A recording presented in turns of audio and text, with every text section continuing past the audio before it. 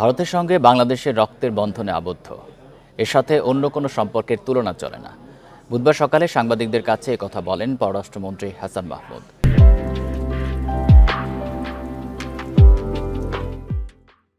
এ সময় ভারতে জয় পাওয়া জোট এনডিএ ও দেশটির জনগণকে অভিনন্দন জানান পররাষ্ট্রমন্ত্রী। বলেন, ভারতের নতুন সরকারের সাথে বাংলাদেশের সম্পর্ক অনন্য উচ্চতায় পৌঁছাবে।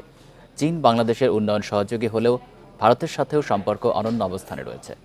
এ সময় কংগ্রেস নেতৃত্বাধীন ইন্ডিয়া জোটকেও অভিনন্দন জানিয়ে পররাষ্ট্রমন্ত্রী আশা করেন, বিরোধী দল হিসাবে সংসদে কার্যকর ভূমিকা রাখবে তারা। আমরা এনডিএ জোটকে অভিনন্দন জানাই। একই সাথে আমরা ভারতের জনগণকে অভিনন্দন জানাই। সম্পর্কের বহুমাত্রিকতা আরও বিস্তৃত করার লক্ষ্যে, একই সাথে উভয় দেশের মানুষ যাতে উপকৃত হয় সেজন্য পিপল টু পিপল কন্ট্যাক্ট আরও বাড়ানোর লক্ষ্যে আমরা কাজ করব। ভারতের সাথে যে সম্পর্ক, সেটি স্বাধীনতা যুদ্ধের মাধ্যমে যেভাবে রক্তের বন্ধনে আবদ্ধ হয়েছে, সেটির সাথে তো অন্য কোনো সম্পর্কের তুলনা হয় না।